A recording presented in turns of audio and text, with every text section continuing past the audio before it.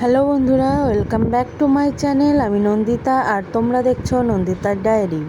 অনেক দিন বাদে ডায়েরির পাতায় একটি গল্প লিখছি আর সেটা তোমাদের সঙ্গেও শেয়ার করছি।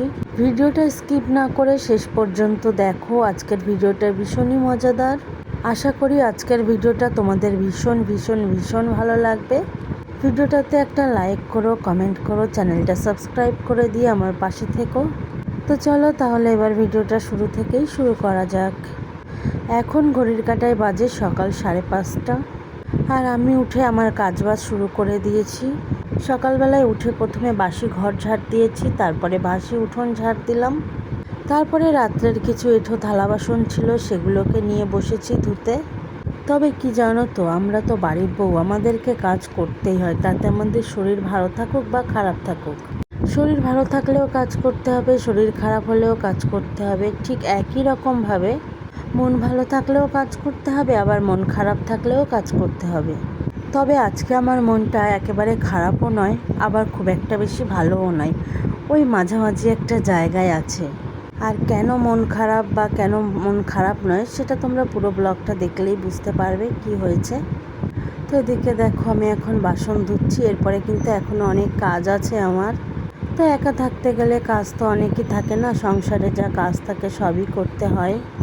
তো এখন আমার হাজব্যান্ড বাড়িতে আছে, সেও কিছুদিনের মধ্যে আবার চলে যাবে। আর হাজব্যান্ড যেহেতু বাড়িতে আছে তাই কাজগুলো একটু ধীরে সুস্থে দেরি করে করলেও কোনো সমস্যা নেই। তার কারণ ছেলে যদি ঘুম থেকে উঠে যায় তাহলে আমাকে কোলে নিয়ে কাজ করতে হবে না, ও ওর বাবার কাছে থাকবে আর আমি কাজগুলো করে নিতে পারবো। এটাই হচ্ছে কারণ যে ধীরে সুস্থে কাজ করা যাবে।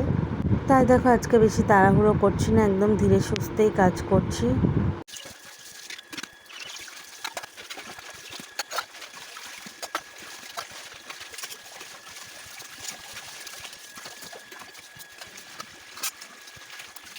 থালা বাসন সব ধোয়া হয়ে গেছে, এখন জামা কাপড় কেচে দিয়েছি। আর তোমরা তো জানো যে আমি প্রতিদিন জামা কাপড় কাচি।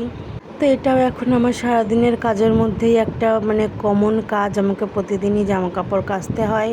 ঠিক যেমন প্রতিদিন রান্না করতে হয়, বাসন ধুতে হয়, তার সঙ্গে এটাও করতে হয়। আজকে দেখো আমার জবা গাছটাতে কত কত জবা ফুল ফুটেছে, চন্দন জবা। তোমরা দেখতে পাচ্ছ ওই যে টিনের মধ্যে গাছটা বসানো, আর তার মধ্যে যে কত ফুল ফুটেছে। গাছটায় না এখন ভীষণ পরিমাণে ফুল ফুটছে।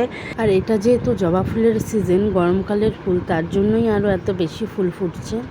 কিন্তু এই টিনের মধ্যে গাছ বসিয়ে যে এত ফুল ফুটবে আমি এটা ভাবতেও পারিনি।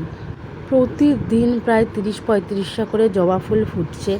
তো যাই হোক, তোমাদের সঙ্গে কথা বলতে বলতে দেখো জামা কাপড় মেলা হয়ে গেছে, এবার ফুলগুলো তুলে নেব। তো এই যে দেখো ফুল তুলেছি, এখানে নীলকণ্ঠ ফুল আছে, সাদা ফুল আছে, চন্দন জবা আছে আর লাল জবা আছে। তো এই লাল জবা ফুলগুলো আমি পাশের বাড়ি থেকে এনেছি, আর যাবতীয় যা ফুল আছে সবই কিন্তু আমার গাছের ফুল। তো আমার বাড়িতে লাল জবা ফুলের গাছ নেই, ওই জন্য ওটা আমি পাশের বাড়ি থেকেই নিয়ে আসি। তো দেখো সকালের সব কাজবাজ মোটামুটি হয়ে গেছে, এখন আমি ব্রাশ করব, তার জন্য দেখো ব্রাশ নিয়ে নিলাম। আর এখন যে পরিমাণে গরম পড়ছে দুপুরবেলায়, তাতে সকাল সকাল কাজগুলো করে নিতে পারলেই না ভীষণ শান্তি লাগে। আর একবার যদি দুপুরবেলায় রান্না করতে হয় তাহলে তো আর কোনো কথাই নেই, এত কষ্ট হয় কি আর বলবো। তাই আমি চেষ্টা করি সকাল সকাল সব কাজ গুছিয়ে রান্নাটাও করে নিতে। আর যদি কখনো ভুল করে দুপুরবেলায় রান্নাঘরে চলে যাই রান্না করতে, তাহলে এই গরমে ঘেয়ে নিয়ে আমার অবস্থা একেবারে খারাপ হয়ে যায়। তো যাই হোক, সকাল সকালে রান্নাবান্নাগুলোও করে নিই। তো এখন দেখো ব্রাশ করছি। তো এরপরে আবার আমি টিউশন পড়াবো, একটা বাচ্চা পড়তে আসে আমার কাছে। তো দেখো ব্রাশ করে ঘরে চলে এসেছি, এসে বাসন টাসনগুলো কিছুই গোছানো হয়নি, ধুয়ে এনে সব জাস্ট রেখে দিয়েছিলাম। আর এখন সেই বাসনগুলো সব গুছিয়ে নিচ্ছি। রান্নাঘরটা অনেকটা অগোছালো হয়ে পড়ে আছে, একটু যে সব কিছু গুছিয়ে গাছিয়ে রাখবো সেই সময়টাও আমি পাচ্ছি না। তো যাই হোক, এখন দেখো সব বাসনগুলো গোছাতে বসেছি।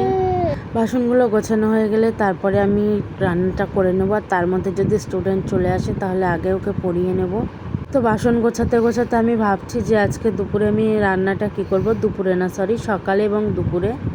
আর সকাল দুপুর মিলিয়ে আমি তো একবারই রান্না করি আর রাত্রে রান্না করি। তো এখন আমি ভাবছি যে কি রান্না করা যায়। তো ভাবতে ভাবতে মনে পড়লো, হ্যাঁ ফ্রিজে কিছু উচ্ছে আছে, আর উচ্ছেটা খেতে আমার একদমই পছন্দ না। তো আমার হাজব্যান্ড উচ্ছে খেতে পছন্দ করে, যে কোনো তেতো জিনিসই ওর খুব পছন্দের, আর আমার একদমই তেতো খেতে ইচ্ছা করে না। তাই আজ হাজব্যান্ডের জন্যই উচ্ছে দিয়ে আলু দিয়ে তরকারি রান্না করব, তাই সেটাই ভাবলাম।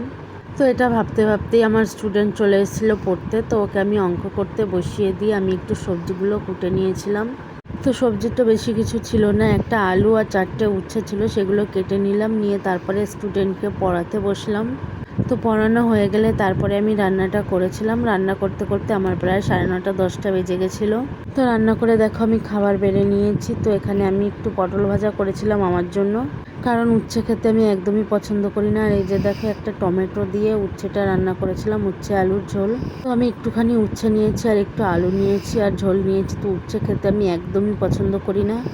তো তারপরে দেখো দুপুরবেলা যেহেতু উচ্ছে রান্না করেছি সেটা খেতে একদমই ভালো লাগছিল না, তাই ফ্রিজে চিকেন ছিল। দুপুরবেলায় আবার একটু কষা কষা করে চিকেন রান্না করলাম। আর এখানে দেখো 2 পিস তুলে নিয়েছি, এখন আমি টেস্ট করব।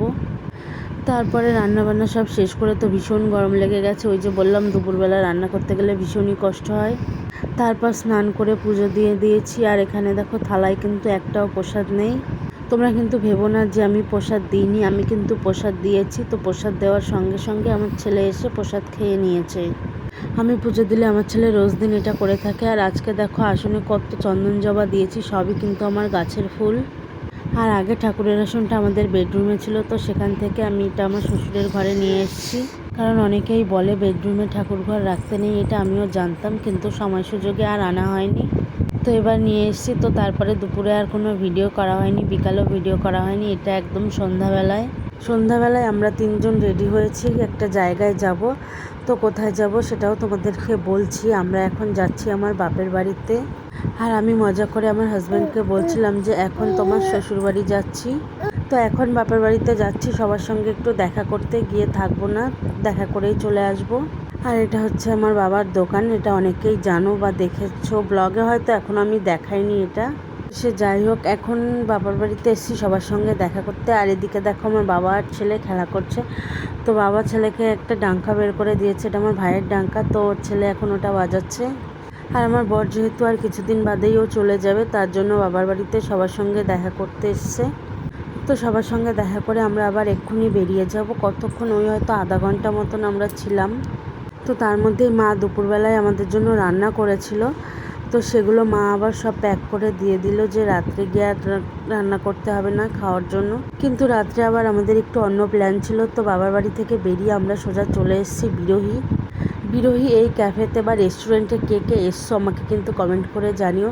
আমার বর তো দিকে বাইক পার্কিং করে আসলো। আর এটা হচ্ছে 2 কন্যা রেস্টুরেন্ট। এটা আমার মানে এখানে আসার জন্য আমার অনেক দিনের ইচ্ছা ছিল, আসাই হচ্ছিল না। আমার হাজব্যান্ড বাড়ি আসার পরেও টাইমই পাচ্ছিলাম না আমরা আসতে, তো আলটিমেটলি আমরা আজকে আসতে পেরেছি। আর এর বাইরের ডেকোরেশন, ভিতরের ডেকোরেশন যে এত ভালো লাগছিল কি বলবো তোমাদের। তো এখানে বসার জন্য 3টে জায়গা আছে, একটা জায়গায় নন এসি আর 2টো জায়গাতে এসি। তো এখানে আমরা বসেছিলাম এসির মধ্যেই। আর সাইডে একটা ছিল ট্রেনের ডেকোরেশন করা, তো ওটাও এসি ছিল। তো এইখানে ডেকোরেশনগুলো এত সুন্দর, ডেকোরেশন লাইটিং কি বলবো তোমাদের। তো এই যে দেখো ট্রেন, যেটা বলছিলাম, এই যে 2 কন্যা এক্সপ্রেস। তো ট্রেনের মধ্যে আমরা আর বসিনি, আমরা বাইরেই বসেছিলাম। এত সুন্দর সাজানো গোছানো রেস্টুরেন্ট কি বলবো তোমাদের। তো এটা আছে বিরোহী ফ্লিপকার্টের অপোজিটে, তো তোমরা চাইলে এখানে একবার ভিজিট করতে পারো। কে কে এই রেস্টুরেন্টে গেছো আমাকে কমেন্ট করে জানিও। তো আমরা এখানে অর্ডার করেছিলাম একটা মোমো, আর এটা এত সুন্দর করে আমাদের সার্ভ করেছে না, দারুণ লাগলো আমার এটা। তো এই যে দেখো চলে এসেছে আমাদের মোমো। তো মোমোটা খেতেও কিন্তু অসাম ছিল, আর তার সঙ্গে ঝাল ঝাল চাটনি আর স্যুপটা তো খেতে দারুণ ছিল। আর এর দামও খুব বেশি ছিল না। সব জায়গায় কিন্তু মোমোর স্যুপটা আমার অতটা ভালো লাগে না, কিন্তু এখানে ভীষণই ভালো লাগলো। তো মোমো খাওয়ার পরে আমরা একটা আইসক্রিম অর্ডার করেছিলাম। তো এই যে আইসক্রিমটাও চলে এসছে। খাবার অর্ডার দেওয়ার কিছুক্ষণের মধ্যেই খাবার চলে আসে, অনেক বেশিক্ষণ ওয়েট করতে হয় না। তো এখানকার স্টাফদের ব্যবহারও ভীষণই ভালো। তো আইসক্রিম খেয়ে এবার আমরা বাড়ি চলে এসেছি। আর বাড়ি এসে ওই যে বলেছিলাম মা সব খাবার প্যাক করে দিয়েছে। তো ছেলেকে একটু ভাত খাইয়েছিলাম, মা ছেলের জন্য ডিমের তরকারি করে দিয়েছিল, সবজি দিয়ে ডিমের তরকারি। আর আমাদের জন্য ওই ডিমের তরকারি ছিল, আর তার সঙ্গে ছিল চিকেন। তো ছেলেকে ভাত খাইয়ে দিয়ে আমি অল্প কটা ভাত খেয়ে নিচ্ছি। তো আজকের ভিডিওটা এইটুকুই। ভিডিওটা তোমাদের কেমন লাগলো জানিও। দেখা হচ্ছে পরের ভিডিওতে।